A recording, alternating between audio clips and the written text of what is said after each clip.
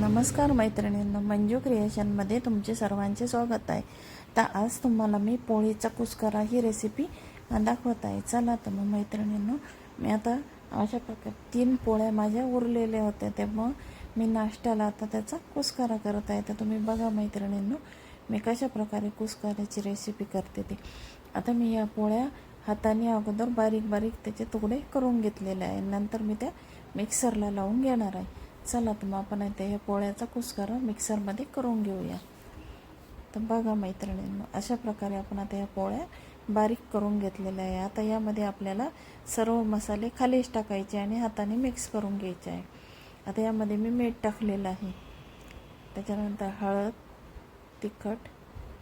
तर बघा आता यामध्ये मीठ टाकून घेतलं आहे. त्यानंतर लाल मिरची पावडर टाकली आहे आणि तुम्हाला जेवढं तिखट लागतं तेवढं त्यामध्ये टाकून घ्यायचं आहे. लाल मिरची पावडर टाकली आहे. आता त्यामध्ये हळद टाकून घेतलेली आहे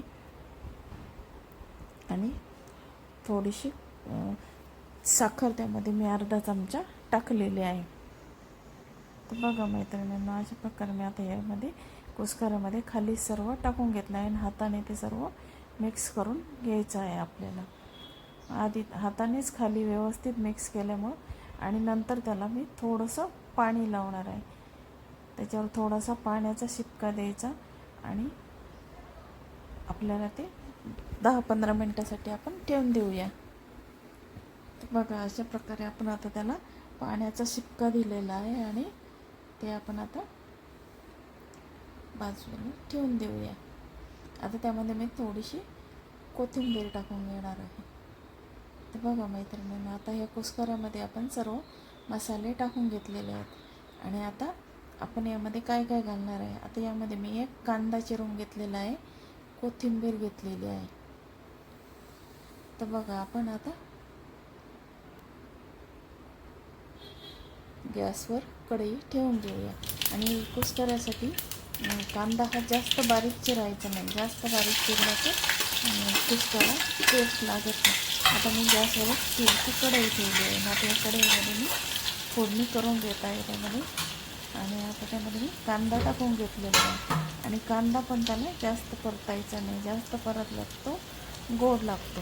आणि आता कांदा परतून झाल्यानंतर आपण त्यामध्ये कुस्करा टाकून व्यवस्थित हलवून घेऊया. आपण अगोदरच हळद टाकलेली आहे, त्यामुळं त्यामध्ये हळद आणि मसाले काही टाकायचे नाही.